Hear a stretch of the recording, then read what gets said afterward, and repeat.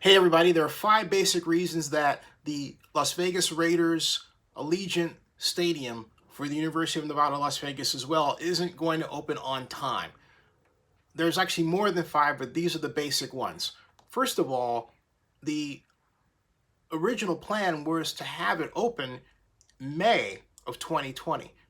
It was already acknowledged that that's not happening, and because they were a full 7 months late, technically 8 months late, in finishing review of all the documents and the signature of all the documents necessary to start construction of what is now called Allegiant Stadium and what has been referred to as Las Vegas Stadium. That's the first major problem. They were supposed to have finished all the documents by October of 2017. They didn't finish the documents until April. So think about it. October, November, December, January, February, March, April, 7 months, okay? And really, if you tack on the date, which is actually April 18th, you start and then look at the rest of the activity for April, including the bond issue, you start going into May. So technically, you could say it's rounding off to 8 months and not 7, but I digress. That's the first problem. The second problem rests in something that has plagued this project for quite some time, and that is an over rosy scenario regarding the weather that was slapped right back in the collective face of all the stadium planners over the realization that they had a year with record rainfall, snowfall, and hailfall. It was as if the heavens said, oh, you think you're going to have a perfect situation to build this stadium? Here you go. That's the second reason. And those 2 reasons in part have conspired to lead to the third reason, and that is from the Construction Monitor report, which told a tale of more expected cost overruns and an organization, the Las Vegas Stadium Authority, that will have to scramble to figure out how to pay for them. I'm looking down because this is a blog post that I wrote that many of you have already shared 42 times to date. Thank you very much. Page 2 of the Construction Monitor report by Jones Lang LaSalle. By the way, Jones Lang LaSalle is a real estate company that was once the Staubach Company. Yes, the same Roger Staubach that many call Captain America of the Dallas Cowboys, but I digress. Jones Lang LaSalle starts the bad news, but it's better to show the entire section of the Construction Monitor's report by Jones Lang LaSalle for proper context. Thus, the segment will be presented in a block quote. That's what I do here, all right? And it reads like this, okay? Construction Monitor's report was subsequently revised, but I'm just going to drill down and get right to the chase. Although the budget's remaining funds appear adequate at this time to complete the current and approved scope of the project, talking about the stadium itself, there are $26 million in pending change orders that are being negotiated for inclusion into the stadium budget. And additional and needed sources of funding are being considered to address the pending change orders. Once approved by lenders and stadium authority, the budget will be increased as needed. And then it goes on to read this way. Similar concerns were cited relative to the off-site infrastructure budget. As the Construction Monitor noted, most off-site work is currently being priced out, providing some uncertainty relative to the sufficiency of the off-site infrastructure budget. What that says in plain English is, hey, you know what? We need to widen the streets and improve the roads and so that you can get in here, all right? But we don't know how much that's going to cost, and we're just trying to figure that out right now. Wow, okay? Here's a little bit of news for you in that context. The Nevada Department of Transportation actually did that, and they attached a price tag of $900 million way back in 2017 during the Nevada legislature when they were talking about what is now called Senate Bill 1, and it came, that report that just boom, dropped out of the sky, nearly killed the project because it came at the 11th hour. And so I go on to explain that the construction monitor continued to reference schedule delays, primarily attributable to structural steel deliverables, which is the fourth problem. Structural steel was behind by 60 days in terms of delivery, all right?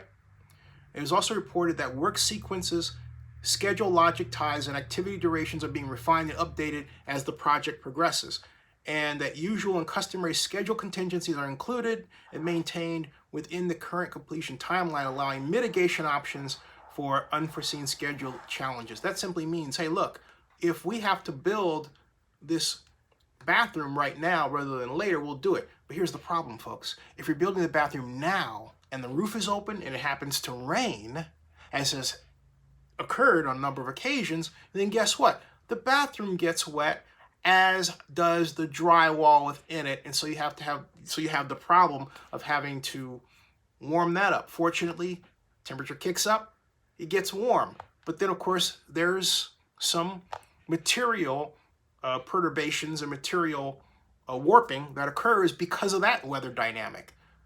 Point is, you don't take things out of sequence just to save time, because it leads to other problems that in many cases are unforeseen. And that is plaguing the stadium from being open on time and on budget, contrary to what you are told, all right? And then I go on to present to you the fifth example. It says the construction monitor further notes that level field work, including slab on grade masonry and mechanical, electrical, and plumbing installations, are 6 to 8 weeks ahead of schedule, which is excellent news. But the reason that is, as I said, the reason the work just described, this is not the fifth, okay, is ahead of schedule, is that the crews were instructed to turn their attention to other work in an effort to make up for lost time due to the roof truss assembly problem. And then the real issue is the cost problem. That gives me to number 5. The $278 million mechanics lien set the stage for this problem. On April 17, 2019, Zenny 62 Media's Oakland News Now reported on a $278 million mechanics lien that was filed against the Las Vegas Stadium Authority and Mortenson McCarthy, the stadium builder. As I wrote then, the mechanics lien was filed by Merrill Steel, and the letter reporting it and the documentation was presented to Las Vegas Stadium Authority as part of the agenda for the March 21st meeting. Bradley G. Taylor, a Las Vegas attorney for the law firm of Gordon, Reese, Scully, Matsutani, submitted the mechanics lien on behalf of Wisconsin-based Merrill Steel. My real estate lawyer source said that, quote, filing a mechanics lien is no small thing. It means someone is demanding to be paid for material and services rendered and has not been paid. Or in normal situations with a project this large, over $2 billion in total costs, you have to have deep pockets. And there would be a performance bond to cover those costs so that contractors like Merrill Steel are paid. And Oakland News Now reported the documents placed on the website of the Las Vegas Stadium Authority revealed that a performance bond was indeed filed, but its total value of $105 million, whereas the total value of work done was $172 million, and only $93 million was paid at the time, leaving $70 million due. And that's not counting the $29 million of, quote, approved change orders and the $69.87 million of pending change orders, or $99.1 million in change orders placed by Merrill Steel during the course of their work in building the stadium to the point that it is at today, or was at April 17th of this year.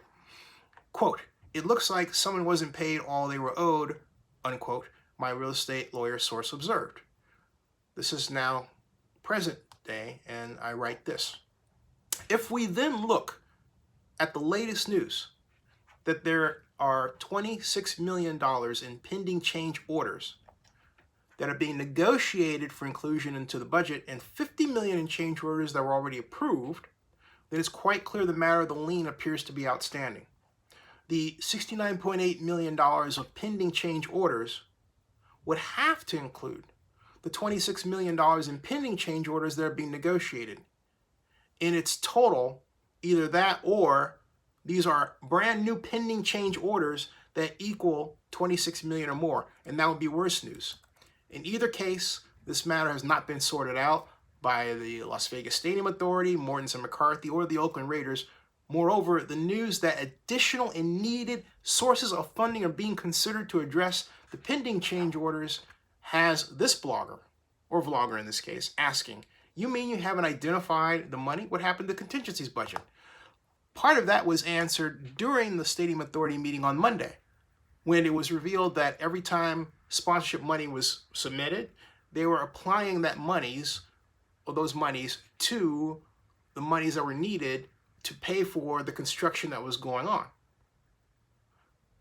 If you regularly follow this channel on this matter, and you should, then you would know or remember that I said that the need is for $1.1 billion in sponsorship revenue, and that they were roughly $600 million short as of this reporting. They have only signed up 6 founding partners. They need at least 5 more, and ideally, they need 8 more. Let me continue. Admitting that additional and needed sources of funding are being considered to address the pending change orders is a big deal. Put another way, it reads like the project has a money problem. And that, folks, is enough to slow down this project from achieving the objective of opening in August. They're saying that they will open for, quote, an event, unquote, August 16th. But that event could just be, hey, fireworks were open, we've got this far, let's celebrate. Because it will be a beautiful facility by that point. And everybody will get to see how magnificent it is and how much it changes the Las Vegas skyline and landscape. No question about it. This is an exciting thing for Las Vegas. No question, okay? But it will not yet be ready for the Raiders in NFL football. And as I've said, that won't happen until October. Subscribe to Zenny62 on YouTube. Hey, by the way, and if I'm wrong, fine. Because I'll tell you why I say this. Las Vegas is in trouble. It's losing its gambling supremacy, and it's losing the thing that made it such a part of American culture to begin with. And it's threatening to become just like any other American city. And that will be a waste. Subscribe to Zenny62 on YouTube.